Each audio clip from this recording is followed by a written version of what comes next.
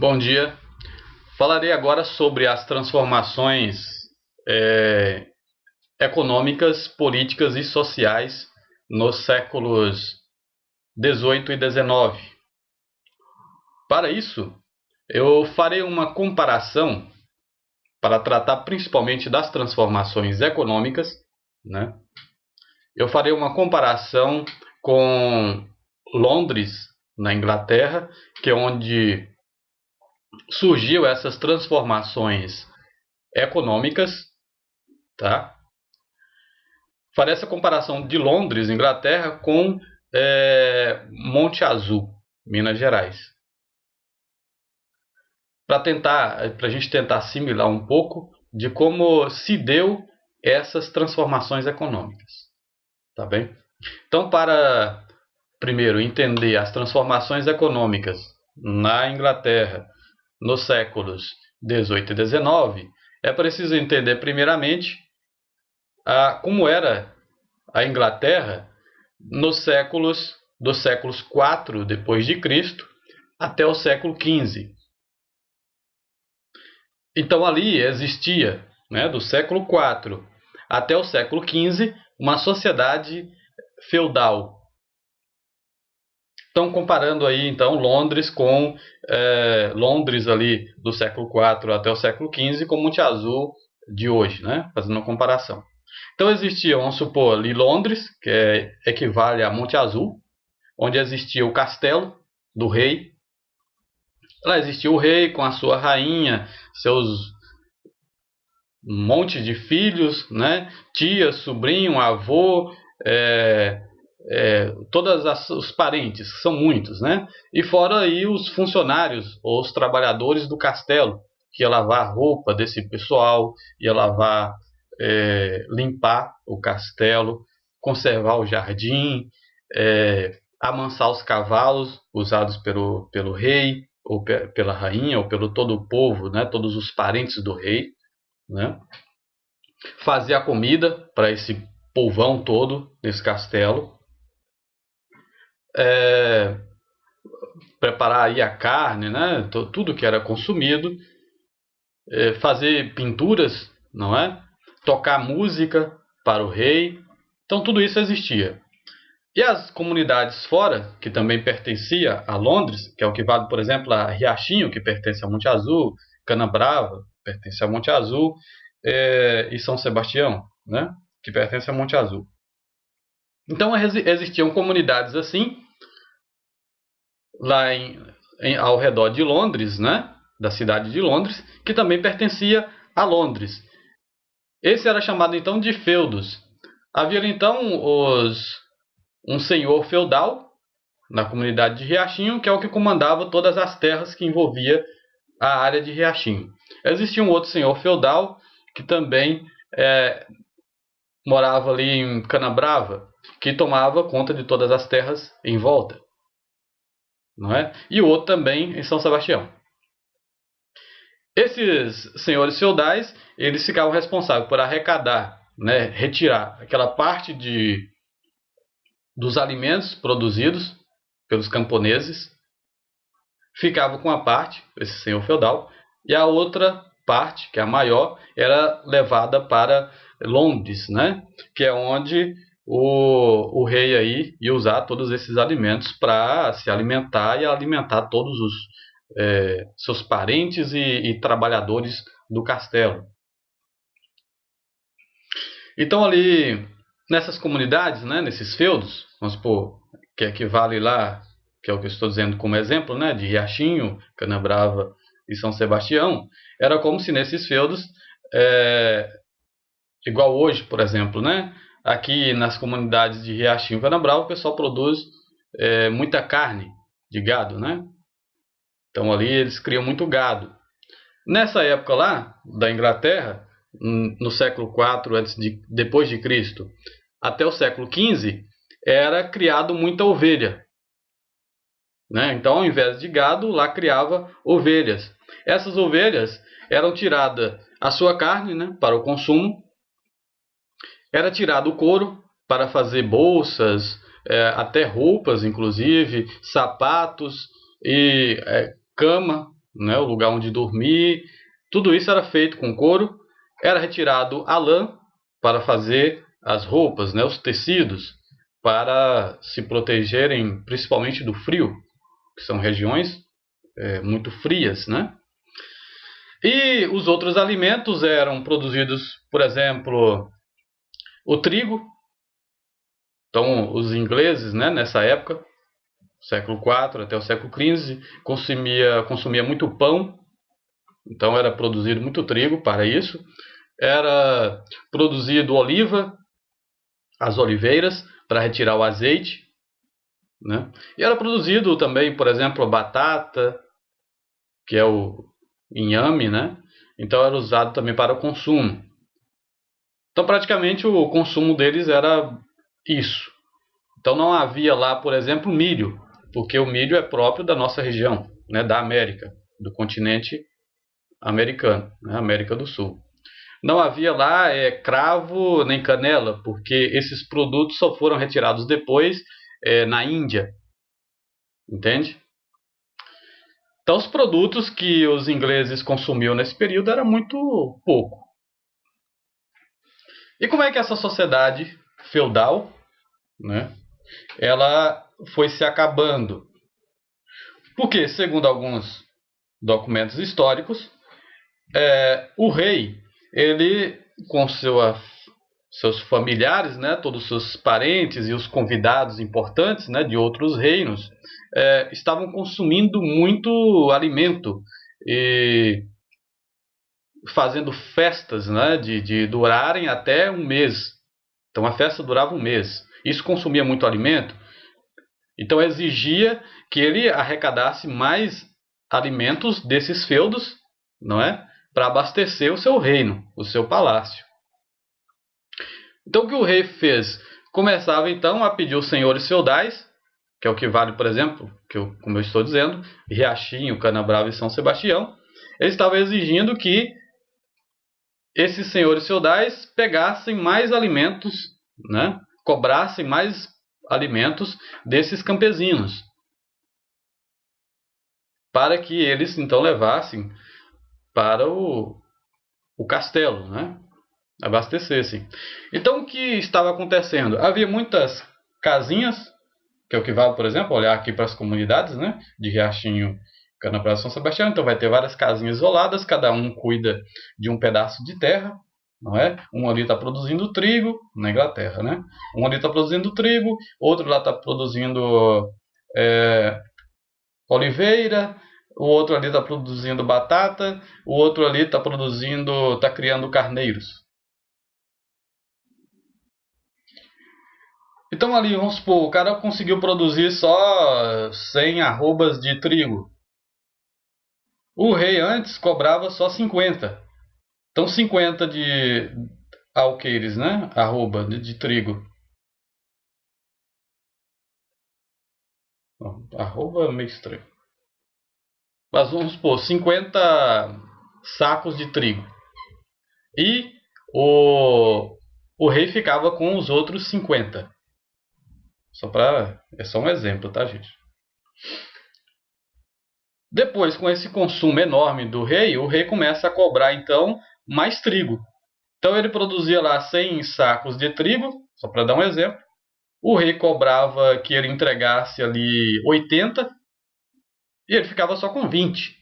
Então ele estava achando que isso estava muito injusto. E esses 20 sacos de trigo não dava para manter a sua família ao longo do ano, já que a produção de trigo ocorria anualmente. Era só uma vez no ano que ele retirava essa quantidade de trigo. Então esses 20 sacos de trigo não dava para manter a família. E os outros 80 era levado pelo senhor feudal, que pegava para ele 20, vamos supor, e os outros 60 ele mandava lá pro rei. Então, o campesino ali que produzia o trigo ficava com 20 sacos, o senhor feudal pegava uma parte para ele, né? 20 sacos também, e mandava os outros 60 para o castelo. Aquele ali que produzia, que cuidava dos carneiros, ocorria o mesmo também. Vamos supor que 100 carneiros ali estão prontos para o corte. Desses 100 carneiros, ele só tinha direito a 20. Os outros 20 carneiros eram levados pelo senhor feudal. E os outros 60 carneiros eram levados lá para o reino, para abastecer o rei, né, e as suas famílias, funcionários ali, todos os trabalhadores do castelo. Então esse criador também de carneiro começou a achar injusto essa forma de tratamento, sendo que isso era obrigado, né? Quando o senhor feudal chegava cobrando essa quantidade de carneiros do pastor, né, do criador de carneiro, e também chegava cobrando essa quantidade de trigo desse produtor de trigo, ele é obrigado a entregar. Se ele não entregasse, ele seria morto, porque ele ia ser acusado de sonegação, de não obedecer às regras do rei. Então, percebe, não era só um que produzia trigo e não era só um pastor que trabalhava com carneiros em todo o território de Londres, né, ou em toda a Inglaterra. Havia muitos. Né, muitos ali pelo território que produzia muito trigo, trabalhava com muitas ovelhas e carneiros, né? E havia os outros também, muitos que trabalhavam com oliveiras, produzindo azeite. Então eles começaram a entender que essa forma de cobrança do rei era injusta. Então muitos começaram a abandonar o campo. Mas, é claro, né, não abandonou simplesmente. Eles perceberam também, enquanto isso estava ocorrendo, essas desigualdades, essas cobranças indevidas para esses campesinos e pastores, havia em volta do castelo os comércios, né? Então ela estava começando ali muitas pessoas, muitos comerciantes estavam pegando produtos, por exemplo, a seda na China e trazendo para vender na Inglaterra. Então eles ao pegar essa seda na China e trazer para a Inglaterra, lá eles poderiam vender mais caro. E aí estava acumulando riqueza com isso. Estavam melhorando sua condição de vida. Havia aqueles outros que também, principalmente depois do século XV, né, que estavam descobrindo tecnologias.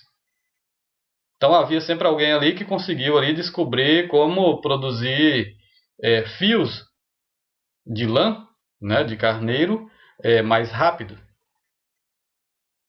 E conseguiu ali manualmente descobrir uma máquina que conseguia tecer esses fios de lã e produzir tecidos mais rapidamente. Então ele estava conseguindo produzir usando tecnologia, ainda que seja bem primitiva, mas estava usando tecnologia para produzir tecidos.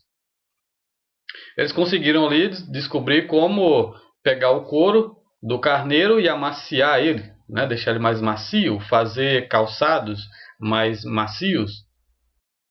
E nessa produção de vários calçados, ele estava conseguindo então vender mais calçados.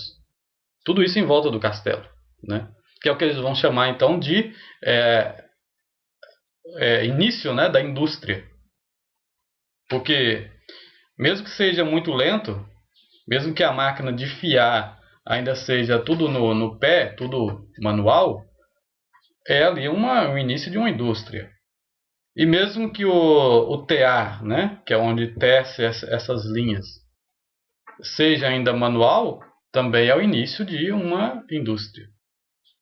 Porque esses comerciantes e esses industriais começam então a contratar esses campesinos, né, que saem lá do campo porque acha que as cobranças do rei estão sendo indevidas, né? Eles saem do campo, vão para a cidade, lá encontram esses empregos, esses trabalhadores industriais que estão aí começando a produzir nessas máquinas. Então esses pessoal que descobriram essas tecnologias, né, de como produzir tecido e tudo mais, eles colocam suas famílias para trabalharem com eles. Mas como a produção vai aumentando e a venda também vai aumentando, ele vai começando, então, começa a contratar esses campesinos. Então aí o início da industrialização começa aí. Depois, é claro, mais para o século XVIII, aí já descobre a máquina a vapor. E essa máquina a vapor, além de ser empregada no trem, porque veja, né, antes da descoberta da máquina a vapor, a maioria das pessoas, dos ingleses, né, eles se deslocavam a cavalos. Então, saía ali dos seus campos, os campesinos saíam da área rural para a cidade a cavalo. Depois da descoberta da máquina a vapor e também da descoberta do ferro, do minério de ferro, eles conseguiram então projetar, no século XVIII, projetar várias ferrovias. E com a descoberta da máquina a vapor, eles conseguiram empregar essa máquina a vapor no trem, que é o que a gente chama hoje de Maria Fumaça, né? Ela é uma máquina a vapor. Então pegaram essa dita Maria Fumaça como o trem e aí começaram a circular pelas cidades. Então o pessoal começava a se deslocar do campo para a cidade por trens.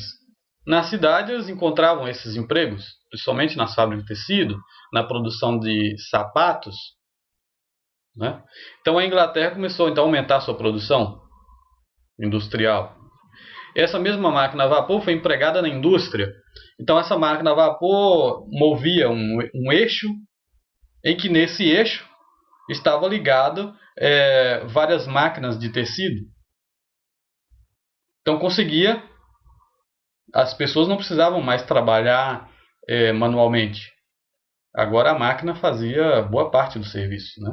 Então ela ficava ali só preparando a linha. Outros ali ficavam só olhando se estava tecendo corretamente, se a máquina estava tecendo ou se a máquina estava com defeito. E lembrando que lá no campo, quando os campesinos ali trabalhavam só com agricultura, né, ou cuidando das ovelhas, ou cultivando trigo, ou oliveira, o horário, o relógio não existia. A marcação de tempo deles era só pela posição do sol, né, se estava meio-dia, se estava amanhecendo, se estava entardecendo. E ao longo do ano eles marcavam o tempo pela chuva, né? Se estava chovendo e muito sol, época de verão. Se está fazendo muito frio, estamos no inverno. Se as plantas estão com muitas flores, então estamos na época da primavera. Então a marcação de tempo era dessa forma. Como esses campesinos se deslocam para as cidades, aí surge então uma marcação pelo relógio.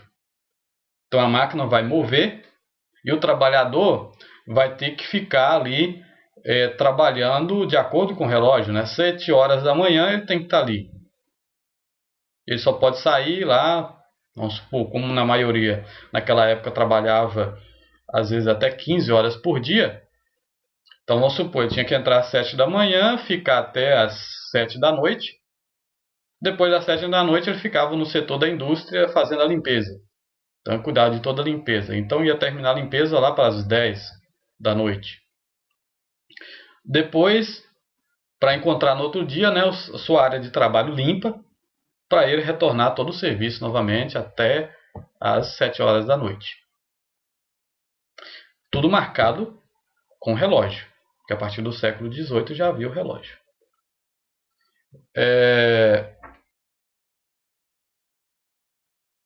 Então, por exemplo, o patrão chegava, ou o encarregado, olhava, bom, você consegue produzir aí, né, com essa máquina, 3 novelos de linha por hora.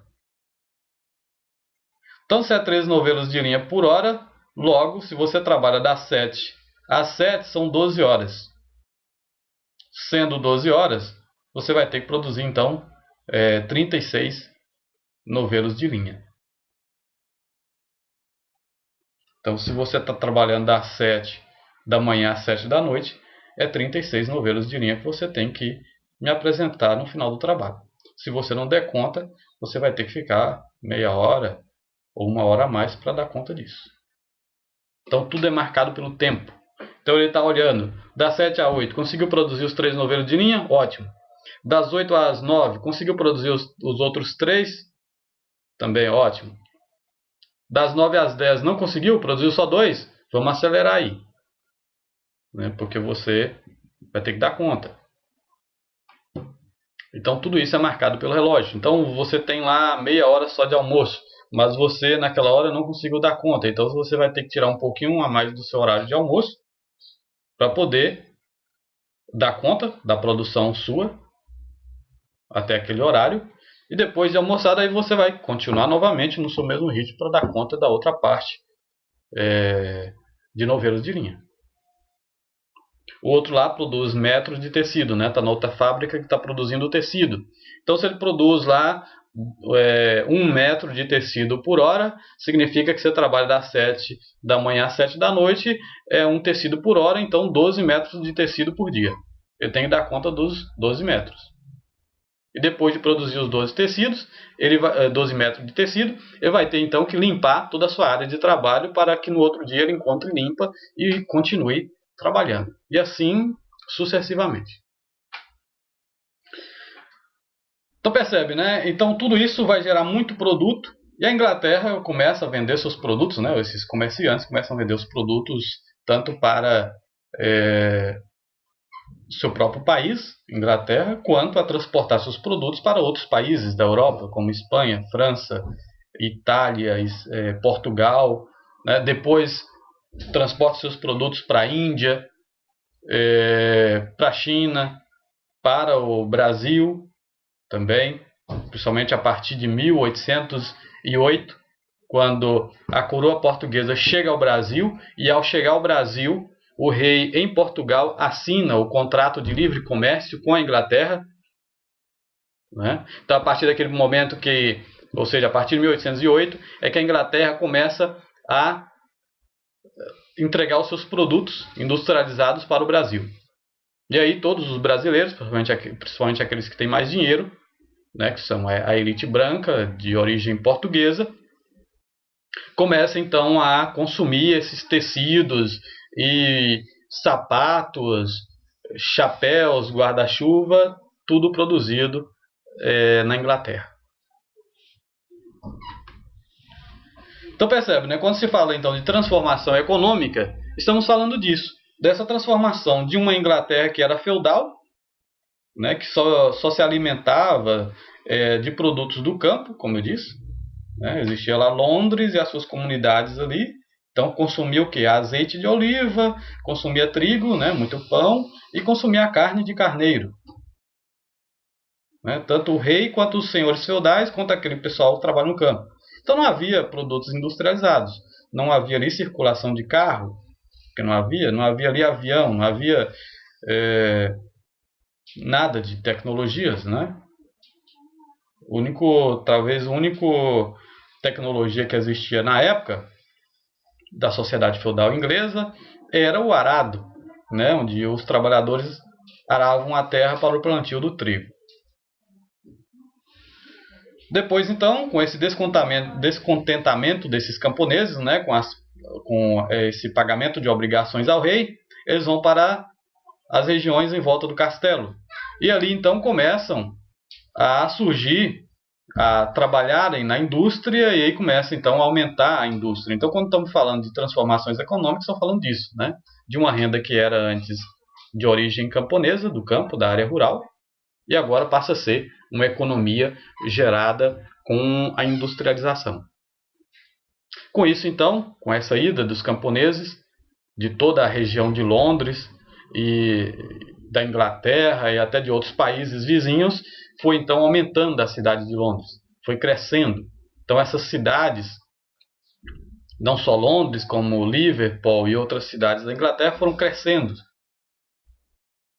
Então isso é a grande transformação econômica, que é o avanço industrial. E aí foi descobrindo a energia, né? E aí vai empregando a energia na indústria, vai gerando ainda mais produtos tecnológicos, e aí vai surgindo o forno, porque com a descoberta do gás, já descobre o forno a gás. Com a descoberta do petróleo, aí já surgem os carros movidos ao petróleo. Lembrando que antes também tinha, além da Maria Fumaça, que é o trem a vapor, existia também os carros a vapores, né? Eram bem poucos, mas existiam. Então, com esse avanço ao longo da história, né, ao longo do século XIX, vai então surgindo novas descobertas, e aí a indústria vai se especializando cada vez mais e vai crescendo muito mais, tornando a Inglaterra, como a gente já sabe, né, uma grande potência industrial para o mundo todo.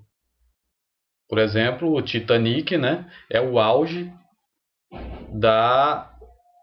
do grande império inglês, né, o Império Britânico.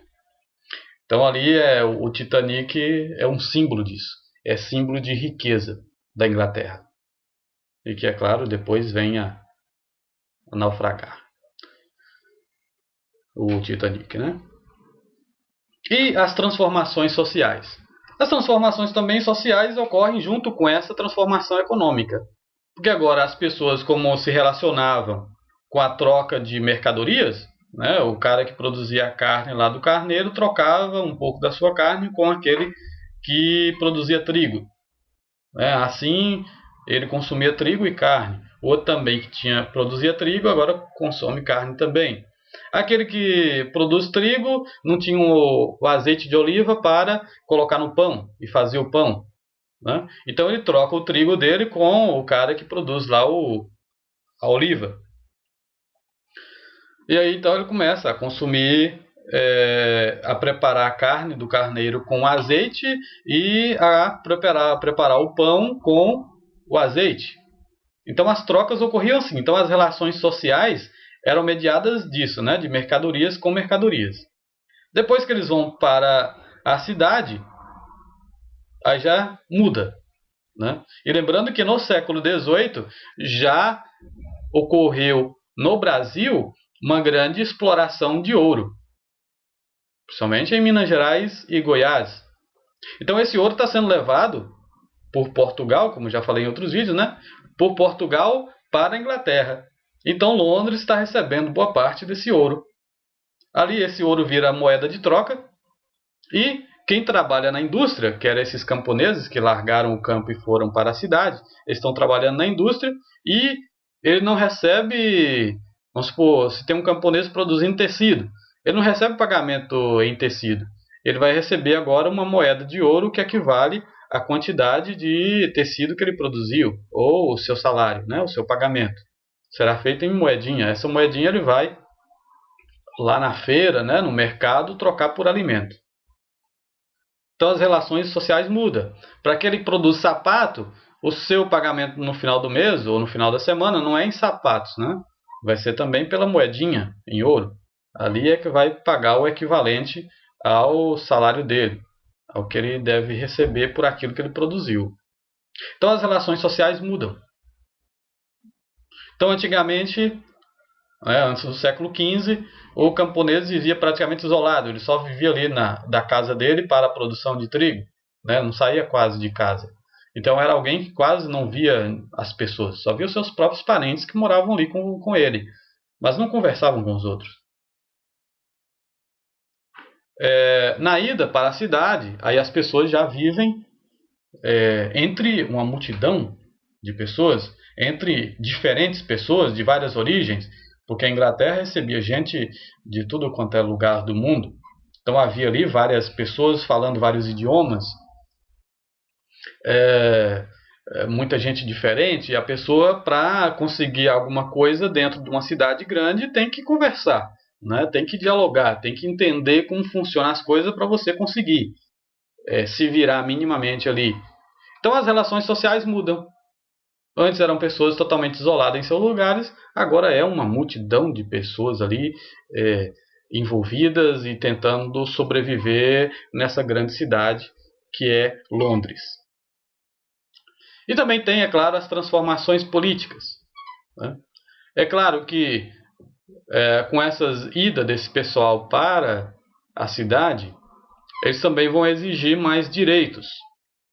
o rei agora é obrigado a ceder mais, porque ele está vendo que há uma pressão ali. Tem muita gente chegando na Inglaterra. Então, na Inglaterra, vai adotar mais posteriormente uma forma política, de organização política parlamentarista. Então vai continuar existindo o rei, como existe até hoje, né, século XXI, na Inglaterra, mas o rei não vai ter tanto poder assim quanto tinha antes. Tudo isso por pressão dos camponeses, comerciantes e tudo mais. E, é claro, por pressão também daquilo que eles viram e assistiram na Revolução Francesa. Então essa aí é uma flexibilização, né? Claro, não é nada fácil, há muitas pressões, há muitas revoltas na Inglaterra, né? Para quem quiser entender um pouco mais, pode ver o Cromwell. Ele é um grande líder que tenta, é claro, romper com esse modo de organização em forma de monarquia que existia na Inglaterra. Mas quando se fala de transformações políticas no século XVIII e XIX, estamos falando mais da Revolução Francesa, porque é ali que há uma grande transformação política. É claro, há também transformações econômicas e sociais na França. Né? Da mesma forma que Londres queria se industrializar, do jeito que eu falei, né? Comparando aí com Monte Azul, da mesma forma que Londres foi se industrializando, Paris, né, principalmente na França, também foi se industrializando. E aí esse pessoal também da região de Paris ali, eles se deslocaram do campo para a cidade. Lembrando que, é claro, na França se produz muito vinho. Então ali esses camponeses produziam mais uva, né? Tinha mais uveira. Então eles também vão se deslocando para a cidade. E aí esse processo, né, essas transformações econômicas, né, industriais na França também ocorre. E essas transformações sociais também, né, que eles estão saindo do campo e indo para a cidade. Mas as transformações políticas são mais notáveis, já que em 1789 ocorre a Revolução Francesa. Então até 1789 havia a monarquia de Luís XVI, né? Os jacobinos, que eram grupos, né, mais ligados, né, de pessoas mais ligadas ao comércio e de trabalhadores, discordam com a cobrança abusiva de obrigações por Luís XVI. Lembrando que Luís XVI também esbanjava muito, ele era um rei que fazia também muitas festas, consumia muito luxo e praticamente não fazia nada. Assim como o rei de Inglaterra, o rei da França também, com seus familiares no castelo, eles não trabalham, né? Eles só consomem. Nenhum rei aí vai lá produzir trigo, cuidar de carneiro, nada disso. Eles querem saber dos cavalos que amansam para eles poderem andar. Querem só receber as pessoas importantes no castelo, consumir carne, azeite e tudo mais, e os camponeses ficam lá, coitados, né, se ferrando, tendo que trabalhar o dia todo para manter esse povão todo no castelo só comendo, né? Então esse Luís XVI, quando é 1789, o pessoal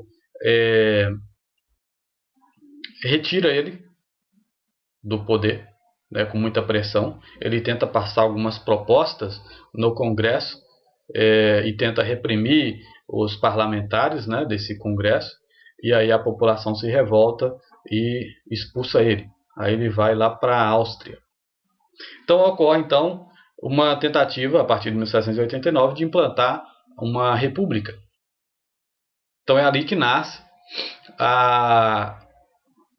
o Estado moderno, vamos dizer assim, né? Dos ideais de igualdade, liberdade e fraternidade própria desse período, né, da Revolução Francesa. Então esses ideais são ideais republicanos que permanecem até hoje.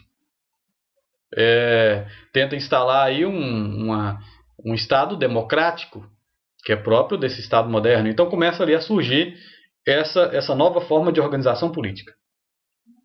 Então, quando se fala de transformação política, estamos falando mais da Revolução Francesa. Para o vídeo não ficar muito grande, eu vou encerrando por aqui, tá bom? Mas é claro que depois dessa...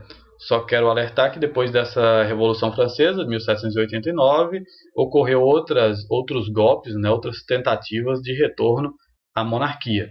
Mas isso foi revertido com muitas disputas, muitas ações e reações, tanto por parte dos jacobinos, né, que é esse movimento que representa os burgueses, vamos dizer assim, né, que é os comerciantes, quanto uma reação desses monarquistas, né? Então é isso. Transformações econômicas, políticas e sociais são praticamente essas do século XVIII e XIX.